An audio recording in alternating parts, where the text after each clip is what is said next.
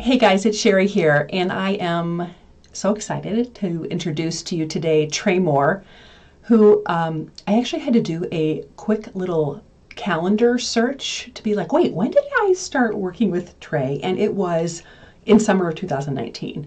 The world has changed since summer of 2019, and it feels like all of our lives are so different. But I have loved working with Tre, and specifically IREF, which he's going to share about today. I've loved working with him all of these years and watching him grow. And I specifically remember the first call with Tre. And to be honest, I probably remember the first call because of the India connection. So Tre's going to share with you the work that they're doing in India. And many of you know who follow me on LinkedIn and just follow my story know my daughters are adopted from India and that I did work in India for many years. And so I always have a soft spot to help people who are working in India. But quickly as I talked to Tre and was just hearing about his skill set and his challenges, and I heard something in his voice that I was like, ooh, this guy is my ideal client and person I'm working with because he's going to be an A+ student. I love working with people who say, help me, teach me, I will put in the hard work. And so I remember on that call, Tre talking about his background and Tre's a trained pastor. We're going to hear about all his the relationships that he's able to build and kind of how he brings that skill set to fundraising. But I remember him specifically saying to me, I can do this, but I kind of don't know what I don't know. And since then, fast forward how many years, Tre's really going to share with you, the last 2 years he's had a surplus of over $250,000 each year. He regularly secures 4, 5, 6-figure gifts from donors, knows how to lead those donors to their best gift, has fully funded the organization. And so it's just my privilege to share Tre with you today. Tre, welcome to the podcast. Thanks, Sherry. So good to be here. So glad you're with us. Okay, am I painting this picture correctly on where you were and like how you were like, okay, I used to be this and now I'm a fundraiser, and like the kind of scenario that you were facing when you started and when we first met? Absolutely. Yeah, I remember the first call that I had with you was driving to visit a friend who was in fundraising in Minnesota. And I was just trying to find anyone that knew anything about fundraising. And it was something I knew I wanted to do. I just didn't know how to do it. And so I needed resources and people to kind of speak into that. And you've been such a big part of the success that we've had with our nonprofit and the fundraising. And it's just so good to be here and to share a little bit about our journey. Awesome. Well, give me like at least a two-liner of what IREF does. I know I always like to give context. The work is so far on the other side of the globe, but give me just a little bit of context and then maybe lead into like what was the problem that you were facing? Like what state was the organization in when you took the fundraising reins? Yeah, so IREF is an acronym. It stands for India Rural Evangelical Fellowship. It's an indigenous missions organization. So it was started by a family in India who had a passion to help take care of children and to spread faith across India. And so they're in Southeast India, and there's a campus, an IREF campus, that houses currently about 800 children, providing safe housing for them. And there's a nursing college and a university, elementary school, tech school for boys. So we really try to help the children get their feet under them, and so that when they leave the campus, they're able to live a successful life. And so we're really trying to look out for the marginalized and at-risk children in Southeast India. Incredible. And I love it. So the organization I came into play in 2018 timeline, and went to India for a few months just to get away and do some soul searching. And I had friends that were involved with this organization. So I spent a few months there and really started to see some areas of opportunity, like in things like their sponsorship program and a few other things. So I just raised a few questions and realized that I could probably be the solution to some of the questions that I was asking. And they had a director at the time, and so they kind of created a role for me as the assistant director, and was able to fill in some of those gaps. And as the year 2018 went on, the director moved on, and so everyone on the board kind of looked at me and said, "What do you think about filling this Congratulations. role?" Yeah. Yes. Do you want it? And I actually asked him. I said, I really want to take a few months to think this over. And so the position was vacated for a few months. And in January 2019, I was in India, and I really felt like, I'm supposed to do this. And so stepped into the role. And I remember a story in 2019 where I had officially accepted the position, and the president of the organization in India, we're at his home, and he looks over at me and he said, "So how much money are you going to raise this year?"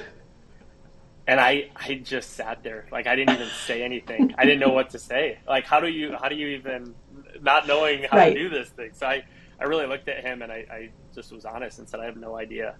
And I went back to the guest house that night, and I remember just wanting to cry. And I think the question terrified me because it was just so unknown. Like, you just don't know what you don't know. And I didn't want to lie and say, we'll be fully funded this year. And so I think that was what started this journey of searching for a mentor and a coach that had the expertise to kind of help me take that step. Yeah, so good.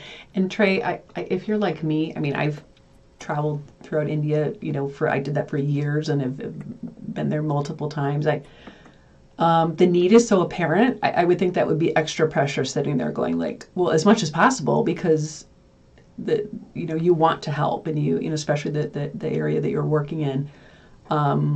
Someone could take that as pressure of gosh, we really have to be doing as much as we can. But I think it probably motivated you to figure it out and invest in yourself and advocate for yourself and say, like, I can do this, but I'm going to need help.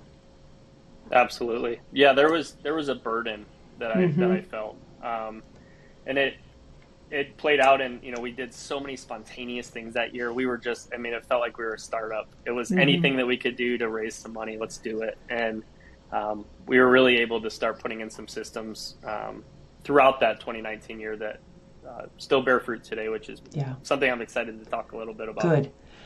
Now, the other thing I'll say is, you weren't starting on easy street. Like, the organization, if you can talk about it, it had lost some funding. I think it was European funding, which, to no fault of your own. And the organization had been in the red for a few years. So, like, you weren't starting, as king of the hill here. You had a little bit of a hill to climb out of. Yeah, when I came in, there was an organization in Europe that was probably about 50% of our fundraising. We're right around $1 million a year in terms of our overall need. And so that's a huge loss. They did a great job when they communicated with our organization. They said, the next year we're going to give 75%, then 50% the next year, and kind of slowly work their way out. But they were just looking at a different region to invest in, and so it wasn't a fit with our organization. And so there was a lot of questions, a lot of uncertainty. And so to hire someone that didn't have the fundraising experience but have the passion was a real risk on the organization side, to really give me that opportunity. And so, it was great that the steps that we were taking and some of the resources that we were seeing come in just felt like a win right off the bat, because we've been in such a tough place the years prior. Oh my goodness. Well, I feel like maybe they saw in you what, like, is apparent when everybody meets you. Even when I've been talking to, like, kind of client prospects, and they ask for referrals. Actually, this happened even when I was traveling like 2 weeks ago. They were like, "That Tre guy, we talked to him. Oh my gosh, he was amazing. Like, can we hire him?" I was like, "No, you don't deal him." Because I think people do see that, like, you really you're authentic when you come to the table. And I never say fundraising's easy, but I do feel like your secret sauce, which probably comes really natural to you, is just that you keep relationship first. I'd say that you really fight against transactional fundraising, because, like, that's actually not natural to you. And so I see a lot of your success as being attributed to you saying, "Oh, first let me get to know this person. Let's," and really honestly believing that and doing that for real. Could you talk a little bit about maybe just how your background plays into that, or just your approach to relational fundraising and how it's been successful. Yeah, I'm absolutely relational, so that is a big part of fundraising for me. But I do think there's a dynamic. I went to school to be in ministry and served as a pastor for a few years, and I think there's something about shepherding people, and that would be a more faith-based term. And I think if we're going to talk in fundraising terms, it would be that donor experiencing, taking them on a journey. And for me, I think part of the relational side of fundraising actually started in that 2019 trip. I was collecting sponsorship updates of children in India. And so I was writing their stories down, and then I would come back to the States and share those stories with individuals that were sponsoring the child. And there was a group of 3 kids that their names were the Chat Regatta siblings. And I remember they shared with me through a translator their story, and their father was an alcoholic. He would come home late at night, and in their small one-room thatched roof hut would abuse their mother. And these 3 children decided to have the courage to try to stop their father from doing this. And the abuse turned to them, and their father the next day left the family because he was scared he'd be thrown in prison. And it was just this horrible story. The mother told the children, you know, you're the reason my husband left me. And so she ended up sending them to IREF. And these kids at this point had been there for about 2 years. Wow. And I remember hearing this story. And the thing that shocked me was that the boy that was sharing, he was probably 11 years old, had no emotion at all. It was like he was talking about some cricket match. And the lady that was translating, she actually paused him, like kind of interrupted him as he was sharing the story. And she was sitting on these stairs, and she patted the stairs next to her. And so he sat down, and then his sister sat down, and she just started rubbing their backs. Oh. And as she rubbed their back, she said this phrase over and over and over in Telugu. And the kids just started to cry. And they got up and they left that moment. And I was just crying, sitting there trying to take in this moment that was happening between these children and this lady. And I asked her, I said, what did you tell them? I was just so curious because it was the same phrase over and over and over. And she said the phrase that I was telling them was, I see you. And I said, what do you mean I see you? And she said, there's so many times that we go through life just not really feeling seen. And I think those kids probably thought I was just there to write down their story, get it to the States, let the donor know, you're just part of our process. This is the update that we need. So and she just paused and said, that's not what this is about. You're a child that we love and we care for and we see. And I think if you flip that, we would say as nonprofit, you know, our organizations that are the people that we're serving, they're not statistics to be fixed. They're people that we care about. And these are people this is why we started our organizations, is because we care about these people. And as fundraisers, I want us to advocate for our donors, to say our donors aren't just an ends to a mean. They're not just a check. They're not, these are actual people that want to direct their finances and their resources towards something meaningful. They want to have impact. And so for me, I think what has made me unique as a fundraiser is really remembering that when I go into a meeting with someone, to say, wow, this is what you're doing in India. And to really try to remind them of the impact that they're making, because I want to advocate for them. I want to make sure that they know you're not an ends to a means. It's, for me, at the end of the day, it's not just profit and loss. It's about you as an individual and growing. And so I think that's a big part of the impact that happened for me, was just really learning to see our donors and to come to our donors and say, hey, I see you. And I want to help you make an impact overseas. Wow. I didn't put a rule that you're not allowed to make me like get teary-eyed on the podcast here, but that one resonates with me. So what would you say would be, if somebody came to you and was, you know, probably starting on the journey that you started on, you know, you've talked about this, do you say PO or PEO steps? There's a couple other interesting strategies that you have adopted as a fundraiser. I'd love for you just to talk through how you use that on a day-to-day basis.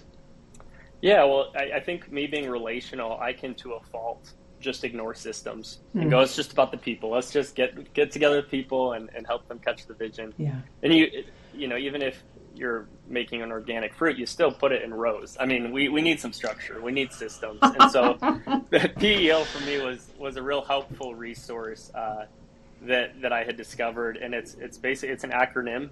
P is participant, E is engaged, And then O is owner. And so what we do as an organization is we try to create a few different categories. So maybe it's giving, and you'd say, P is they give a donation every now and then. E is they're giving consistently. They want to know the needs of the organization. Are there any campaigns that you're doing? We want to be a part of it. And then O is they're texting their friends saying, hey, I'm going to give 5,000-10,000 to this. Would you be willing to match my gift to make something happen? They're taking ownership over that role of a fundraiser. And so we've kind of created some of these steps. And the fun part is you take that before a donor and you say, hey, these are some categories this year, serving, volunteering, giving. Because we're a faith-based organization, we have prayer. Do you want to grow in prayer? Yeah. And then another one is education. Do you want to learn more about India? Maybe you just kind of know surface level. So that one, you go from I kind of know about India to I'm reading a book that IREF has helped kind of provide this resource. And then the O is I'm leading a book study and teaching other people about India. And so what's neat is it's helping us grow our donors on unique levels. And one example of that, we have an individual, and he's one of our top 10 donors, gives consistently. And I brought this to him, and he told me, Trey, I'll be honest with you, it's really easy for me to write a check. I don't feel a ton of sacrifice and giving to you guys, but it's really hard for me to serve. I don't know why. It's challenging.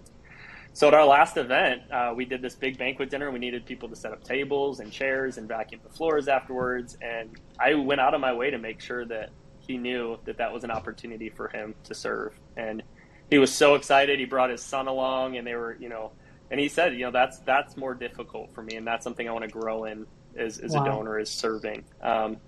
So for those PEO steps, it's fun to kind of go to your donors and say, here's some options for you for growth. And we understand that not everybody has the time to be invested in. Sure. But if it's something that they want to grow in, we try to use PEO as a way to nurture those donors and create a donor experience. Yeah, it's really all of those steps, right? So that we're not just always calling in to talk about money or, knowing the next gift is coming up.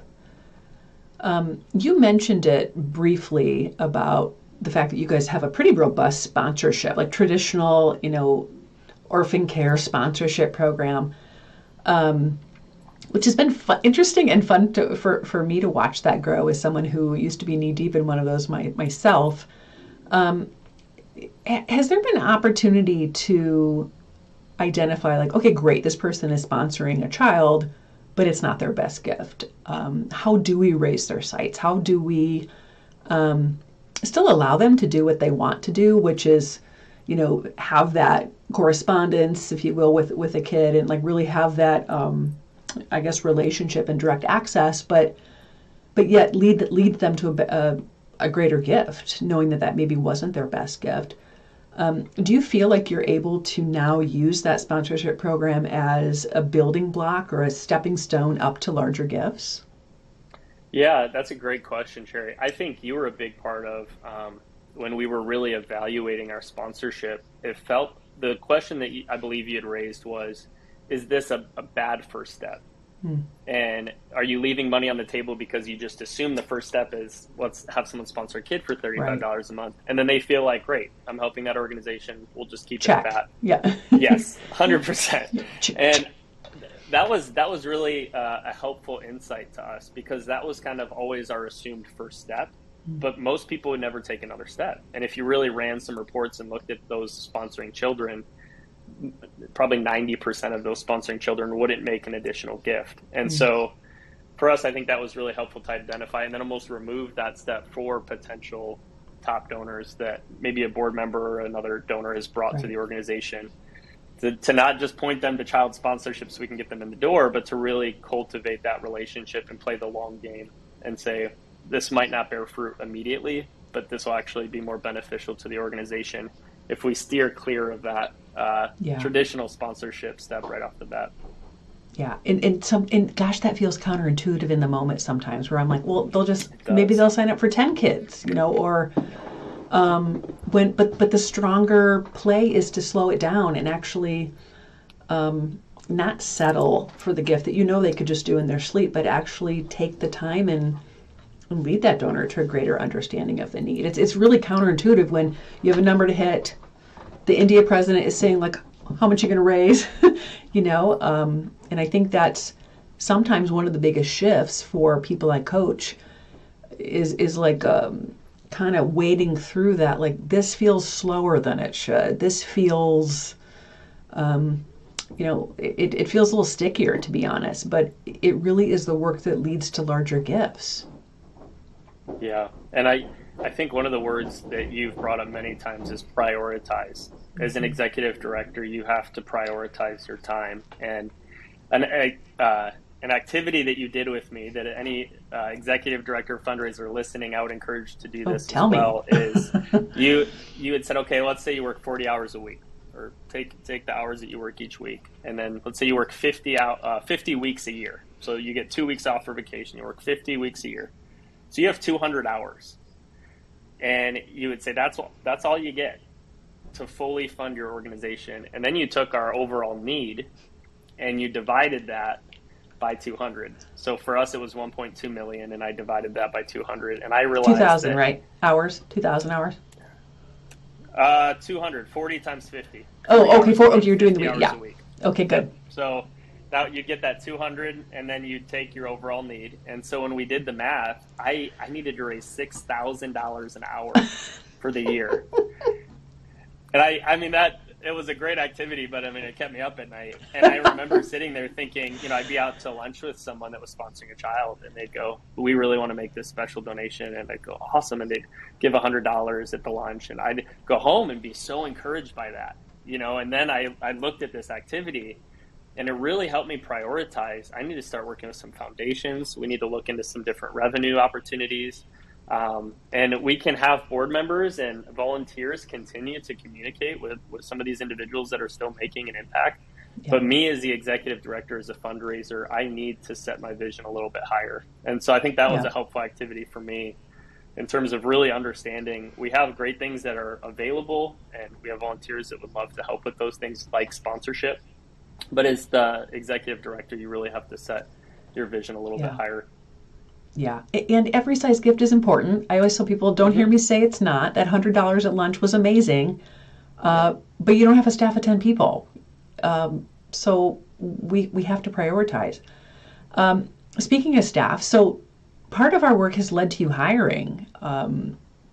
So tell me how you're growing your team, and just how because I think you've grown your team in response to, gosh, I can't be doing these 62 things because it's actually keeping me from reconnecting with that donor or pipelining new mid and major level donors. So talk to me about how your team has grown and how you see it growing, maybe even again. Yeah. So one of the things that we experienced was accelerated growth in our revenue. And so nearly twice what we were bringing in. I mean, it was incredible.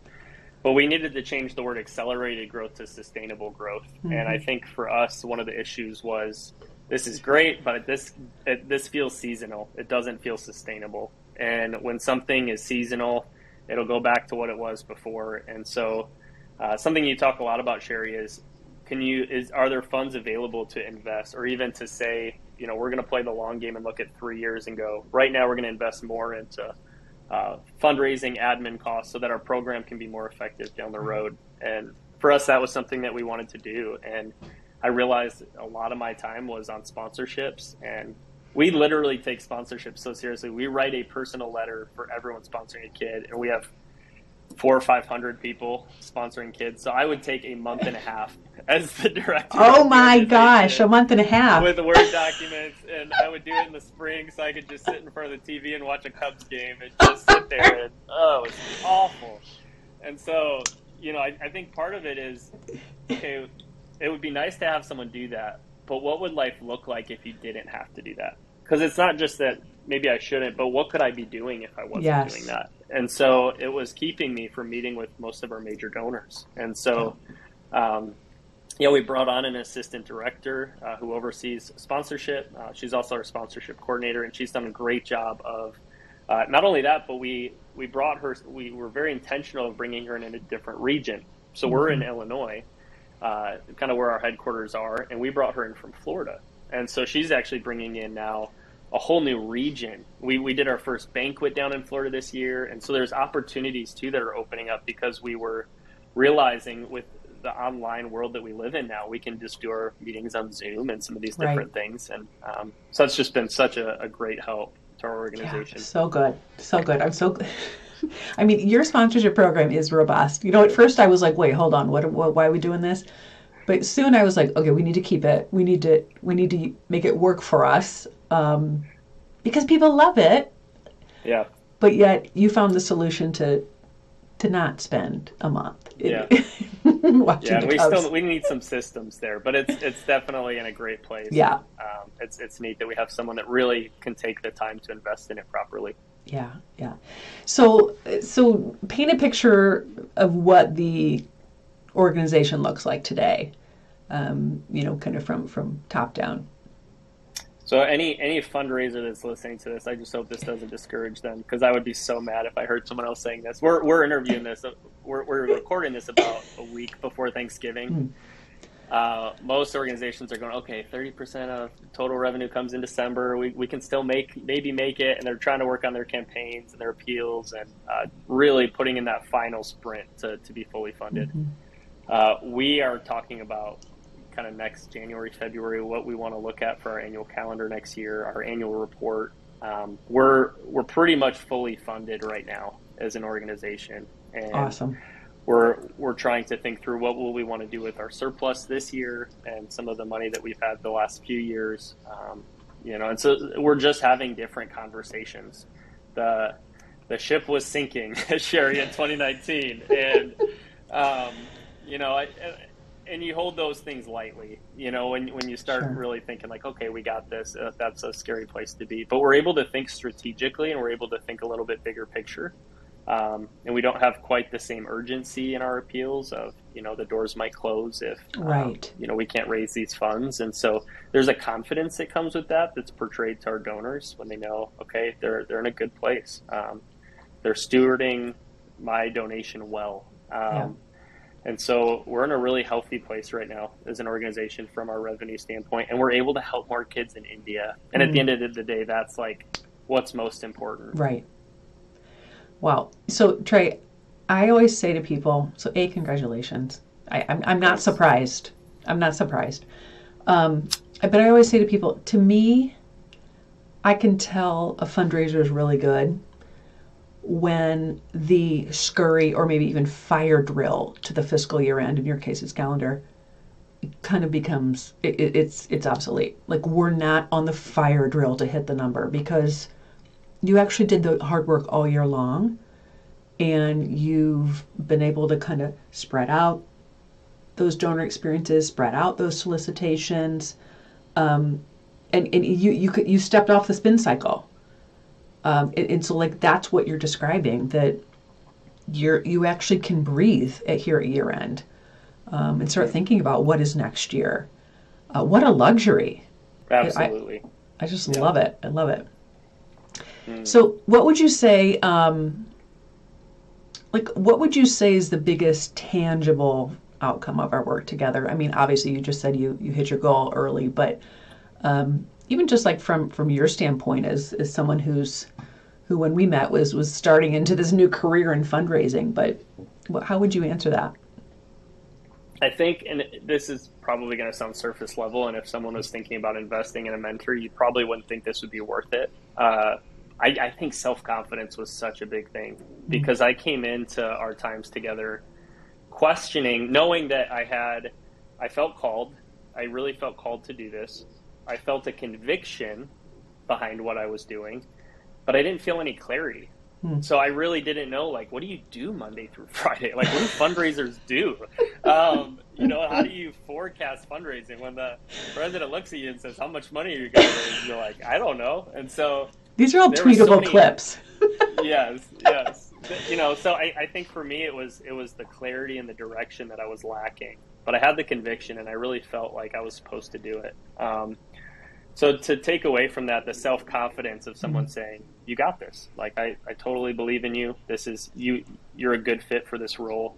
And then, when you have those nonprofit problems that come up of burnout, of discouragement, someone to say, this is a season, like, you get back on the horse, keep going. And so for me, I think the real big thing was self-confidence. And because of that, there's a quote that you said that I've taken away, but it was the best nonprofits don't find donors. The best nonprofits attract donors. And it's really hard to attract donors when you're not confident and when you're just kind of coming in there begging for help and pleading.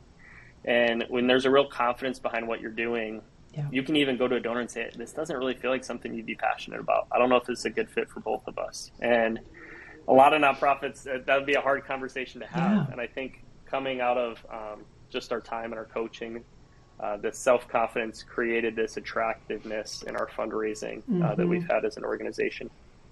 I love that. Because you weren't desperate. You know, like nobody wants to give to, you know, a declining, desperate situation, right? People want to invest in a well-run, a well-oiled machine, propelling forward, growing organization who sits at the table confidently and can articulate the need. And you've seen that time and time again.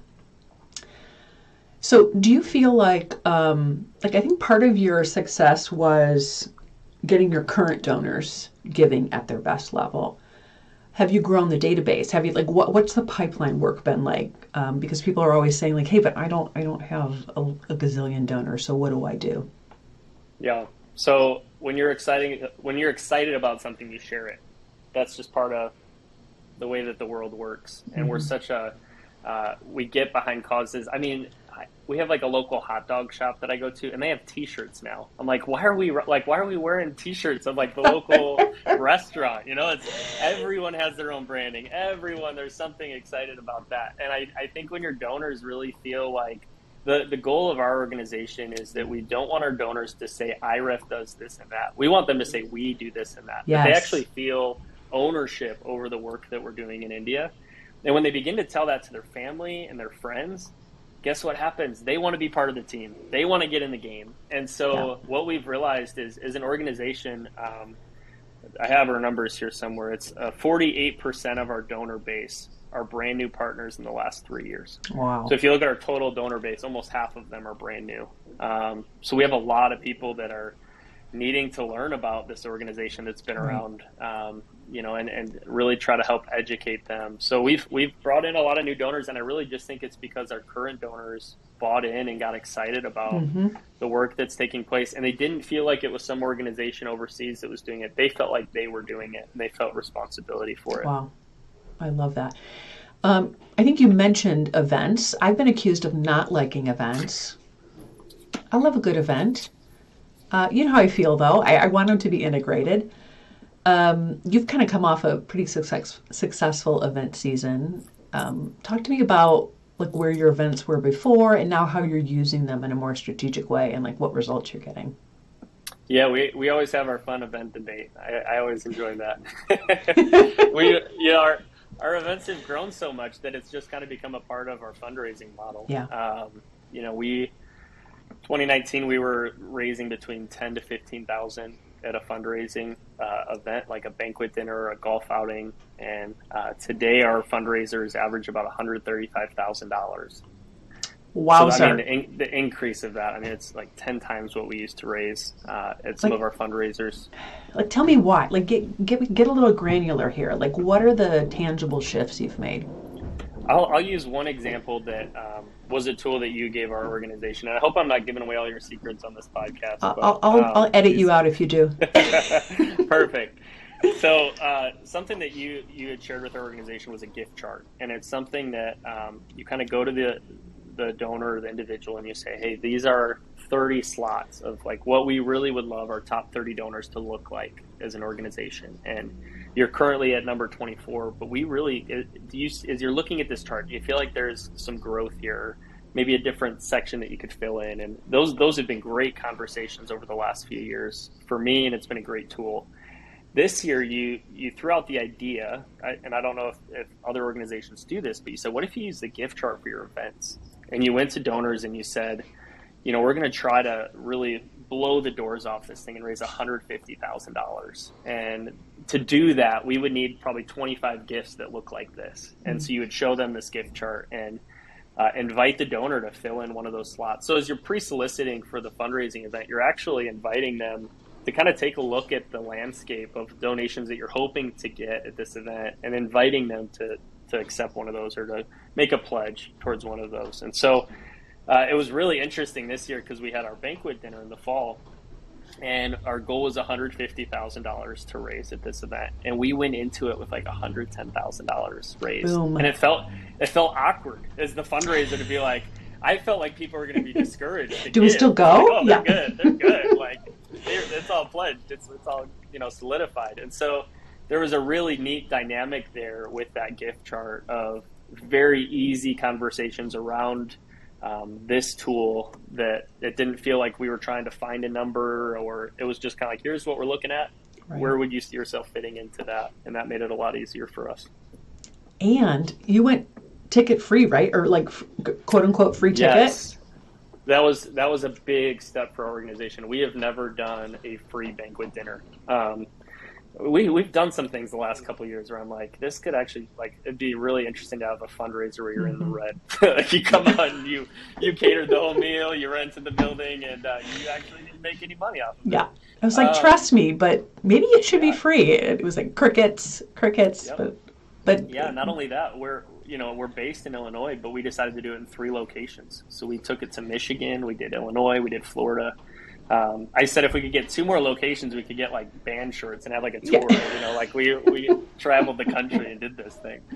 But it was really neat. I think that dynamic of when you make it free, you push yourself to keep the quality good, but you really are looking a little bit more at the money that you're spending. To say, okay, well, and then what it also allowed us to do, and this was amazing, Sherry. Over half the people that donated at our banquet this year were first-time donors. Wow. So what it allowed our current donors to do is to say, hey, I have a table of 8. It's all free. You want to come? Free dinner. Just hear about this organization. Yeah. And so our numbers were about 3 times what they've been in the years past. Wow. But then our brand new donors, they've been keeping us busy because we've had to follow up with so many of these people. I love it. Okay, so this is when people say, I don't like events. I love events when you use them as a step in the donor's experience, which is what you just said. Yeah. Like, perfectly played. I don't mean for that to sound transactional, but because you used it as a step, you brought in new donors. Like, it's an integrated strategy, and it set you up for future success. Like, I love that kind of event all day long. Yeah. Oh my gosh, I love that. Okay, Tre, so it's been a couple wild years, I think, in India. We've all watched the news. And so just tell me how, going forward and as we kind of wrap up and reflect, I'd love to hear first, like, what was maybe the most surprising thing from our work together, or something you're like, oh, I didn't think we'd be working on that, but it's really something good that came from the work.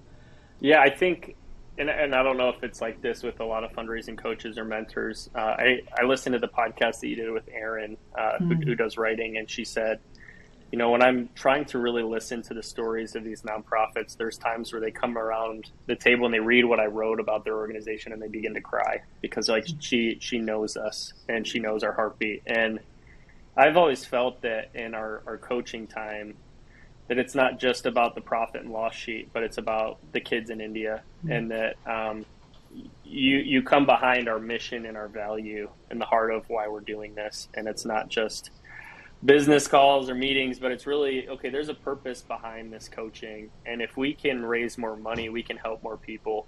And I think you've really helped me to see that we as fundraisers, we have a massive responsibility to provide increased opportunity for people overseas. And so you've often said, like, more money means more impact and more lives changed. And I think some people are like, hey, like, another bonus check's around the corner if you could raise that extra X, Y, and Z. And it's really not, it's not about that at the end of the day. It's about the impact that we're making in the lives that we're changing. Yeah. And I think for me, I was really just hoping to learn about the industry and having an expert that would come alongside me in that. But to have someone that's come alongside and, you've donated to our cause. You've said, like, I love what you guys are doing. And I think to me that it was something I never expected going into coaching, it really felt like I had someone that is actually coming into our organization and wanting to make an impact as well. So Well, thanks for that, bragging on you a little bit. that's nice of you to say. My Great. goodness, didn't mean to set you up for Yeah. that, but